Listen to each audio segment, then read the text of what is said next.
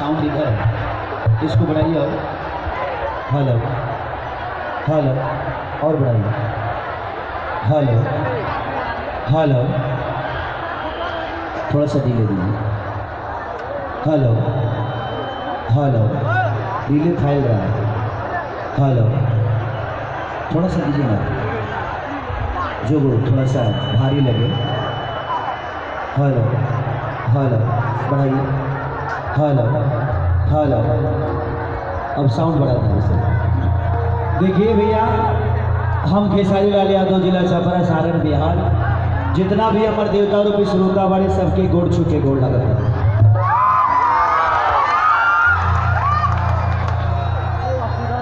पप्पू भैया को मैं अपना आदर्श मानता हूँ।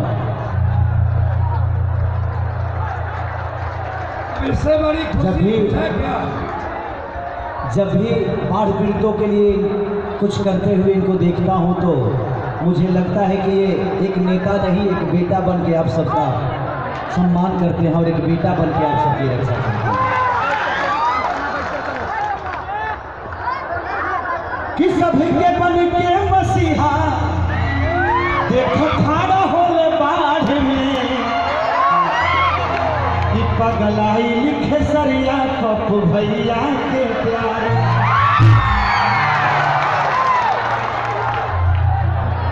कि सब के ओढ़े फाटी के लई है, अरे कमर भैया जाड़ में, तब पगलाई लिखे सरिया पप्पू भैया के प्यार। इनका एक भी वीडियो में मिस नहीं करता, हमेशा जहां भी रहता हूं भैया के हर कुछ काम की वीडियो जो दुनिया लोड करती है देखते रहता हूं। इनसे कुछ सीखने को मिलता है, समाज के लिए कुछ करने का ऊर्जा पैदा इनको देख कर होता है।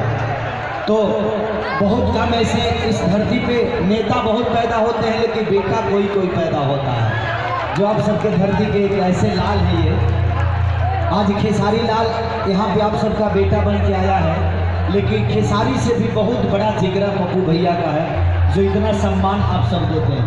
मैं चाहूँगा कि खेसारी के लिए नहीं, खेसारी के बड़े भाई के लिए एक जोरदार ताली आप सब बजा दें।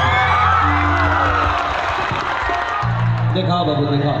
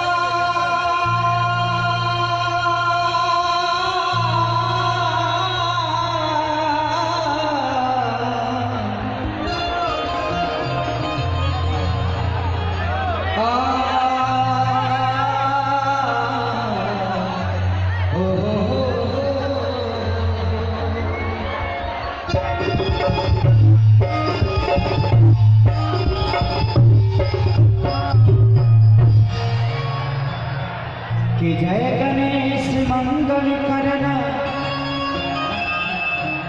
विघ्न हरो गणराज, एक दंत करी बलि वदना, सिद्धि करो ममकार।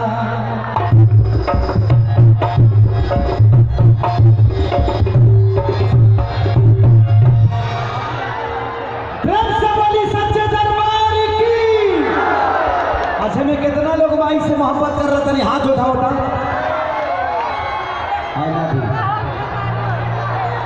और कितना लोग अपना मेहरारू से कर रहे थे, हाथ उठाओ।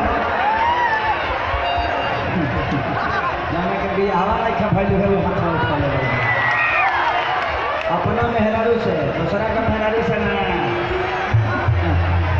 अच्छी बात है, अपनी बीवी से बहुत मोहब्बत करिएगा आप सब। एक बीवी का बहुत बड़ा योगदान है खेसारी के ऊपर।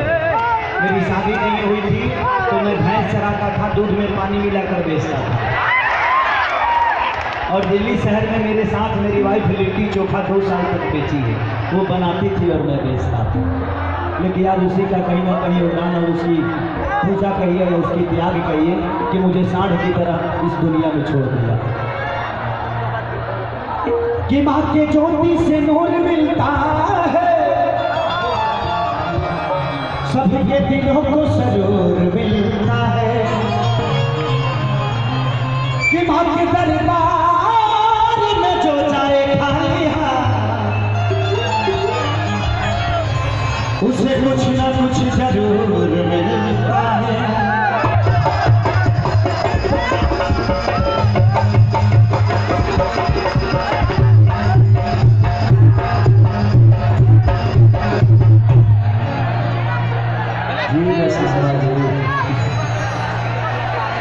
चलिए थैंक यू पप्पू भैया को कि आज मुझे लगता है कि 7 से 8 लाख पब्लिक इस धरती पे है और सिर्फ खेसारी को आशीर्वाद देने के लिए आई है, पप्पू भैया को आशीर्वाद देने के लिए आई है। मैं शुक्रगुजार हूँ पप्पू भैया का और प्रेमचंद्र भैया का कि प्रेमचंद भैया को जैसे मैं आज यहाँ तक पहुँचा, मेरे गांव के हैं, बड़ी मोहब्बत देते हैं। हाँ बाबू कन्याओं का एक भक्त माई के दरबार में गई और कहा कि माटी के मूर्ति से तकेली मुस्काई के। कितने लोगों ने इस भजन को सुना है पर हाथ उठा दीजिए।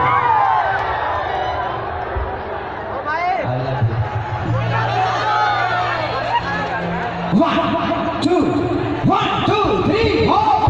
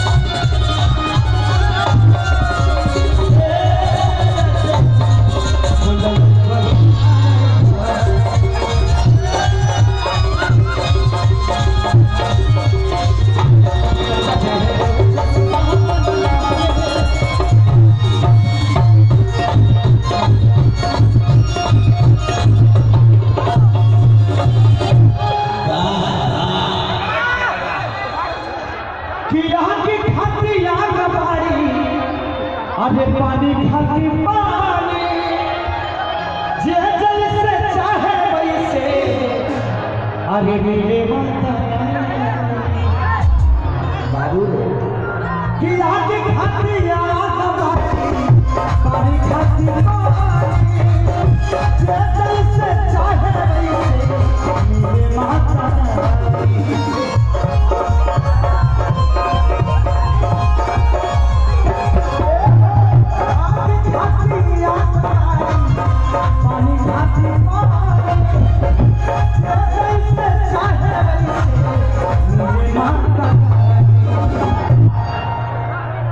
कि मैया सबके दर्शन देती मोज हरिसाई के, कि अजब रूप सुहावन लागे, कि अजब रूप सुहावन लागे।